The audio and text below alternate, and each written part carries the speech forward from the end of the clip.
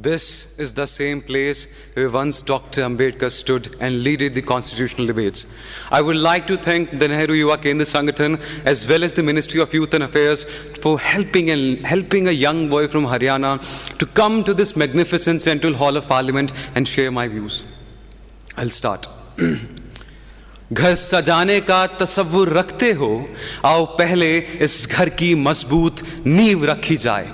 Greetings, ladies and gentlemen, and we have come a long way as in civilization. From Rig Veda and Samved to the longest written constitution of the world, from building Pushpak Vimans 4,000 years ago to building Miraj and Tejas today, from worshipping moon and Mars to today going to moon and Mars through Chandrayaan and Mangalyaan, we have come a long way as in civilization. Today, when I look at this topic, I see three aspects. What is a sustainable future for me? What is the role of youth, and how can we connect both of these together? Ecologically, ladies and gentlemen, the West has just started to learn the concept of living in harmony with nature, but as a civilization, we have been worshipping trees and eating on banana leaves for centuries. Today, as young people, it is important for us to take small steps. For example, today as youngsters, when rather than buying a 2500cc bike, we buy a 2500 rupees bicycle for a local travel. When you put that piece of plastic in the drain, and when as a civilization we understand the concept that nature has enough for your need, but not for your greed, will lead to an ecologically sustained nation. And when we have the resources, we'll lead towards a sustainable society, ladies and gentlemen. Today, we need to build a society that is sustainable and inclusive. It should include the doctors, it should include the soldiers, as well as the sweepers who clean this nation. Today, as we have surpassed China in terms of population, it becomes inevitable that we make educational and health infrastructure to sustain that population. And I would like to ask the youth of this nation, in order to become socially sustainable, we need to enforce and increase our employment avenues. Why should, as young people, we should only dream about becoming IAS officers, doctors and engineers in this nation of Mahatma Gandhi and vocational education? Why cannot I dream a nation in which through vocational education, a young Dalit boy from Gujarat becomes the leading shoemaker of the world? Why cannot I dream of a nation when a barber from Tamil Nadu becomes the hairstylist of Hollywood actors? And when through this entrepreneurship and skill development, our youth become job givers rather than job seekers, will lead a sustainable economy.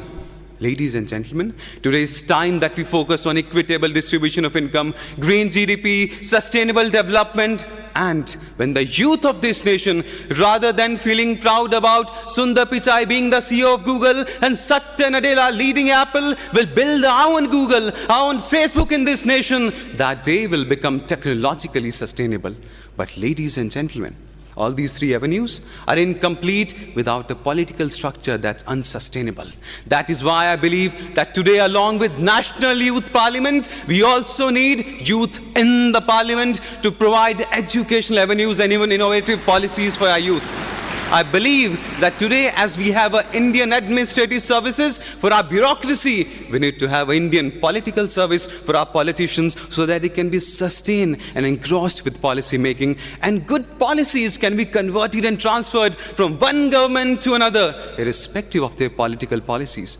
But, and I say this but in capital letters, ladies and gentlemen, irrespective of what society, culture, ecology we have, if our youth does not have the educational wisdom to use this potential, we cannot lead to a sustainable future.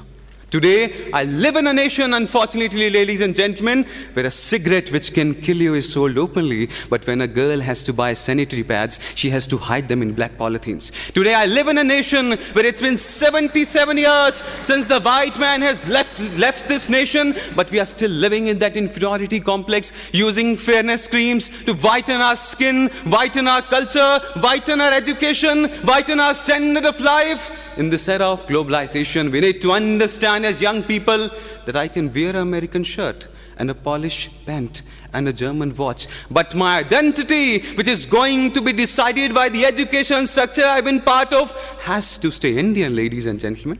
And by inculcating all these avenues, when we'll have a society that has educated individuals, but that needs to be added with another important point, and that is mental health should become an important part of our curriculum. Dear politicians, dear students, dear judges, today in this era of social media where we feel more connected than ever, we have become most isolated.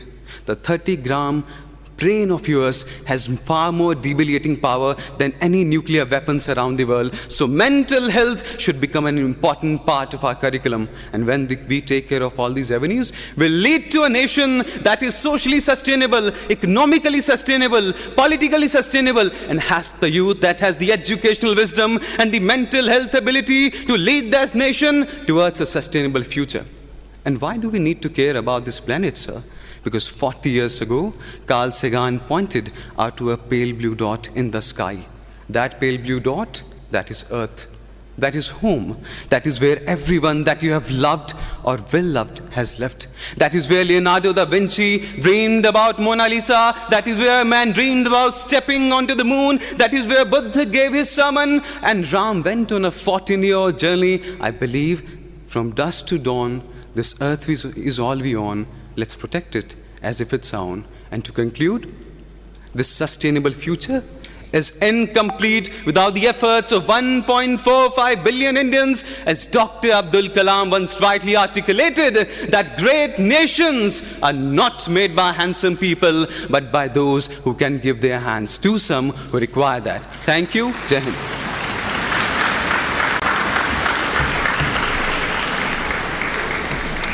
बहुत बहुत धन्यवाद यतिन भास्कर, आपका बहुत बहुत शुक्रिया।